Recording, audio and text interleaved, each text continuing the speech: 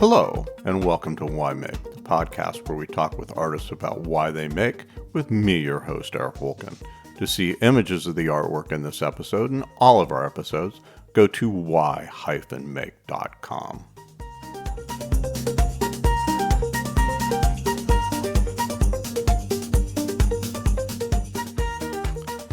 Automata has turned out to be the art form of the year for me.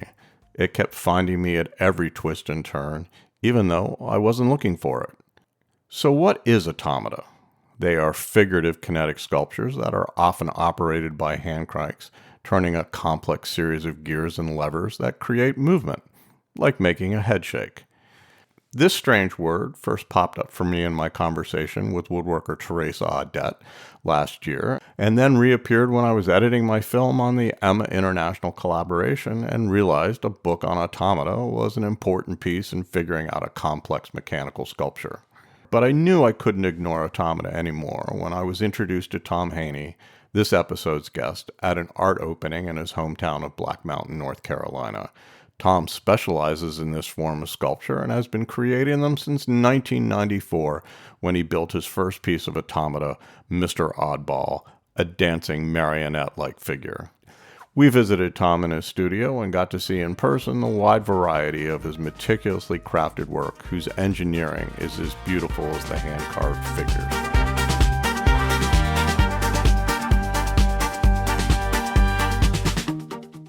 Tom Haney? Yes. Thank you very much for being a part of the Why Make podcast. Sure. We're here in your lovely studio. And we always start out with the Why Make question, which is, what is your first memory of making something? First memory of making something, that's a hard one. I remember as a young child, I don't know, it was probably in the late 60s, going with my brothers and sisters or somebody with to the Cincinnati Zoo, and they had paint there for the kids to paint on the parking lot, basically. And I remember doing that and how much fun it was. So give me the brief history of your background. What was the evolution to end up in the studio making things?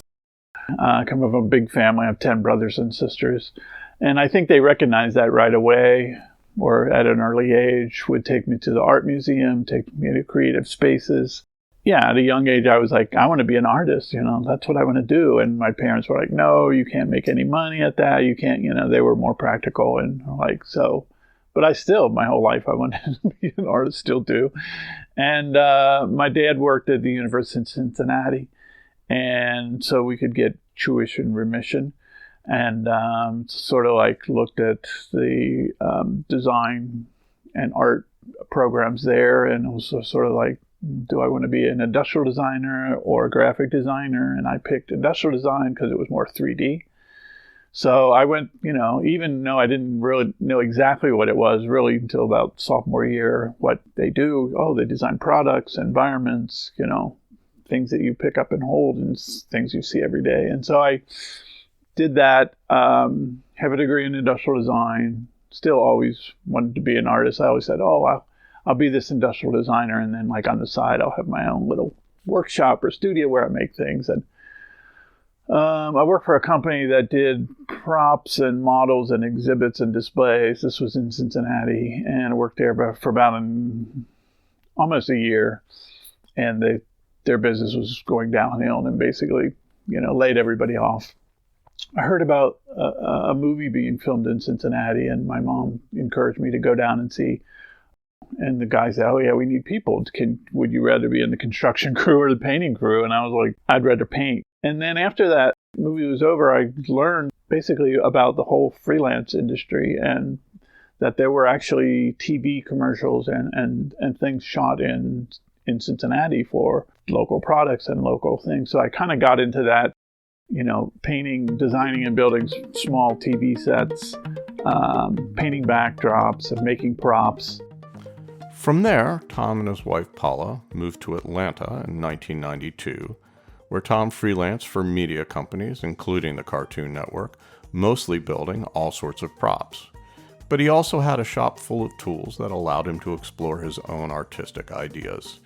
He started making whirligigs, wind-powered kinetic yard sculptures that look like windmills, but often feature carved wooden figures or animals in action when the wind blows.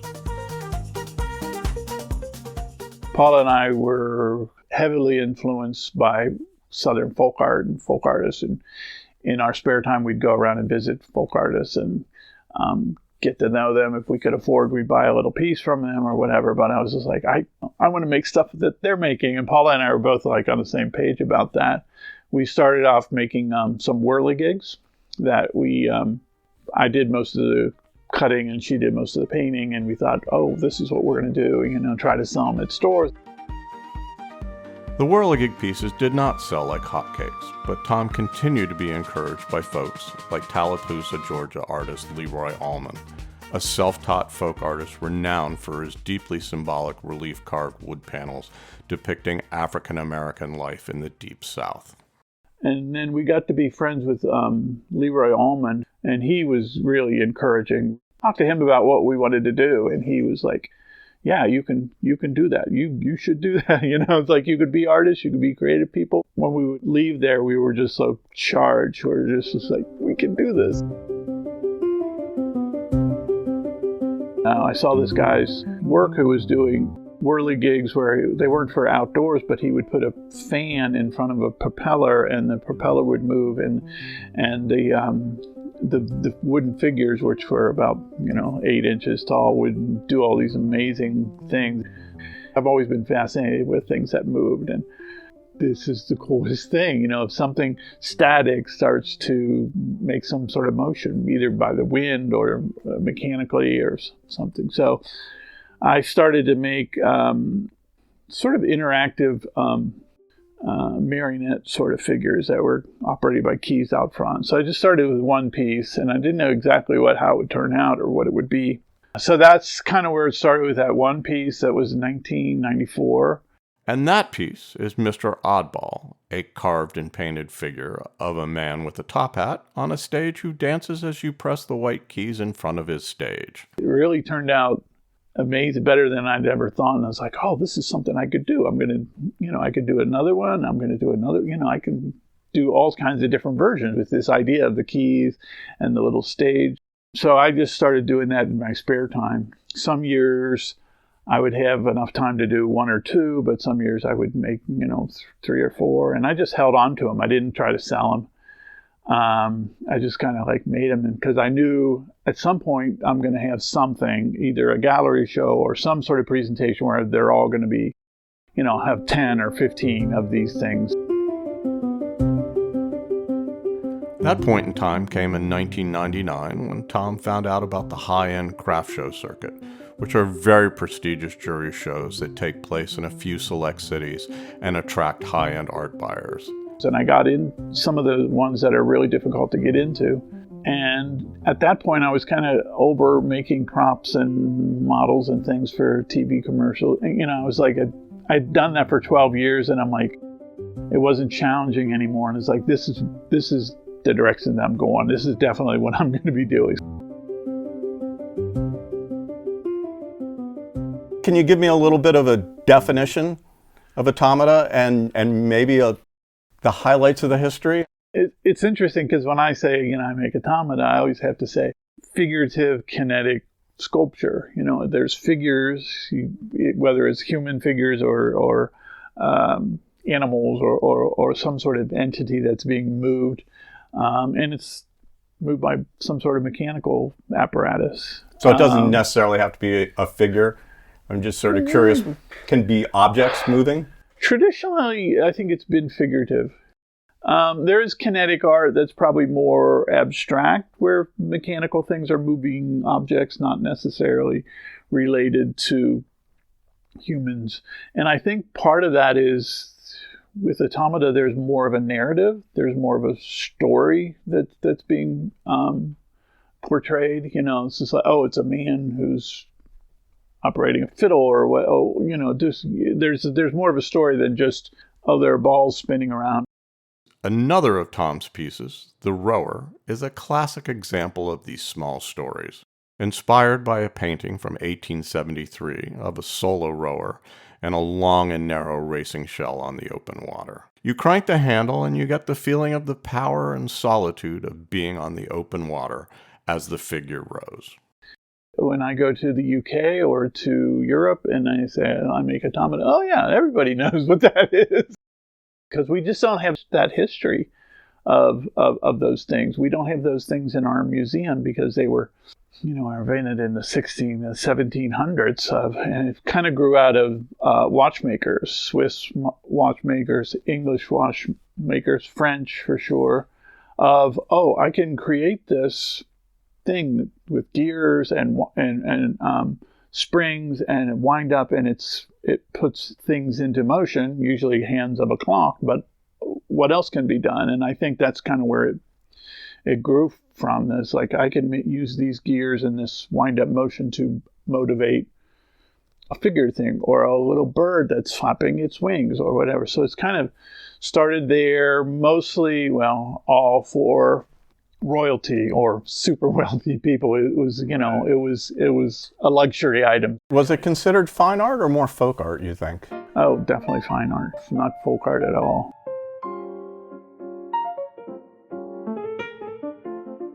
Much of Tom's work is commissioned. Clients have an idea for a piece or a subject matter, and then it's up to Tom to figure out how to make that idea work, to decide what movement in his figures will convey the story. Sometimes it's just a very subtle flicking of the hand or shaking of the head that accomplishes a very evocative statement. Two of my favorite pieces of Tom's are the Babe Ruth piece, which tells the classic story of Babe pointing his bat towards center field in the 1932 World Series before he hit a home run. In this, Automata Babe is standing at home plate and you crank the mechanism and Babe rotates his head and points in the distance. There is also the Rosa Parks sculpture, where the civil rights activist is sitting at the front of a bus and the driver points to the rear, and Rosa just shakes her head as if to say no. But you had to find your own way into that piece. The client said, I want to do a piece about Rosa Parks, and you go, where am I going to go with it? Yeah, where's the movement? Because that's what I do, is make up figures that move. And then it's like, wait a minute, that could be incredible. Simple movement of her just refused by shaking her head. He points, she shakes her head, and you've told an amazing story. Yeah. One of my most powerful pieces. Your mechanisms are absolutely gorgeous. They're these very complex geared mechanisms, and I think I look at them and I go, this probably took as much or more thought than actually creating the figure. Oh yeah. One of the things about my work is that it involves so many different processes that I don't get bored. It's sculpting, it's painting, the mechanical things, it's working with fabric, it's antiquing and aging things. And now I'm using like found objects that are like, this could be, just it's kind of a challenge, to put all these things together. I do like mechanical things, but I also like the figurative storytelling narrative things. Right. I guess maybe I could be happy making abstract things move, but there's so much more to the human story and human connection, I think. When I started discovering abstract human figure stuff, just as pieces of my work, I would just carve these abstract human figures. I realized that it was an entry point into narrative work, which is really where I wanted to go personally. And I think narrative is just baked into Automata. Automata! What are the initial steps of developing an idea and a narrative for you? Usually I'm thinking of things that I've done in the past and where do I want to challenge myself moving forward. And oftentimes the challenge for me is a mechanical device. Like, how can I make a figure do whatever that I haven't done before? Right. So I'm always trying to push that. And I guess maybe at the same time, I'm thinking about a narrative and what that could be about. I mean, there has to be some sort of motivation for this figure to do whatever he's doing. But I don't sit down, well, maybe I do, and come up with narratives that I want to like think about. I have to look at my sketchbook, which is basically just lines of a man doing this, a person doing that, you know. Right, it's more of you're Yeah. actually creating a narrative in your sketchbook as opposed to actually sketching. Yeah. Sometimes I look at my figures, even though it's a figure, it's a man or a woman, it's still kind of a mechanical thing because there's joints and it moves this way or moves that way, it rotates. The figures, which I usually build first, are dictating what the mechanical thing is going to be. I don't build the mechanical parts and then how do I relate that to the figure? It's the opposite way around. So I'm building a wooden figure that's 12 inches tall. To raise his hand is jointed at the shoulder and maybe the elbow. And then I calculate how high that hand needs to go up. Okay, it needs to go up 3 inches. So I'm using that 3 inches, you know, down below, usually where the mechanical parts are. How am I going to come up with a cam and lever or some sort of system that's going to push that rod 3 inches, then let it drop down? Sort of a linear process, you know. One of the things that sometimes frustrates me is that a lot of decisions have to be made at the beginning that see me through all the way to the end. You know, it's like I can't halfway through change the size of the figure. Oh, I should have made the figure smaller. I've been doing automata. I know. This is what happens when you're around me. And I'm happy with that, but I want to go on to the next. I don't know. You know, I've done the hand crank thing, which is fine and works good. Done electric motors. I've done wind up Victrola motors. I've used motors out of 8mm movie cameras, wind up things. What else? You know, is there a solar powered thing? What about water? I've always wanted to work with water of somehow. I don't know. I'm like excited about possibilities. Tom, thank you so much for spending time with us on Why Make. This is great. Appreciate you coming out. One more time. Automata. Automata. Automata. Yeah. Automaton. Automata. Automata. Tom. Just remember my name. Automata. Automata. Automata. Okay. Yeah. Automata. Okay. Great. Thank you.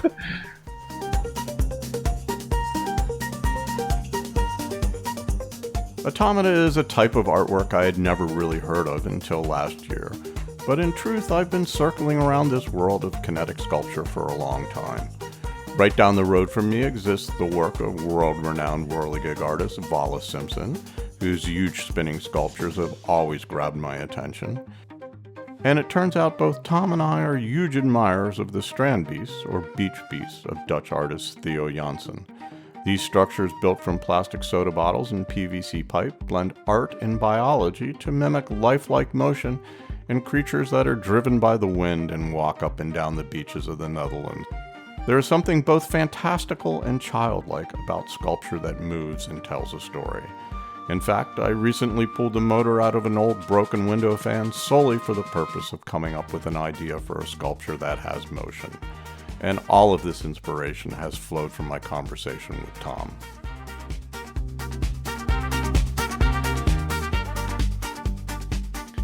If you're looking to be inspired by kinetic sculpture, check out Tom's website at tomhaney.com.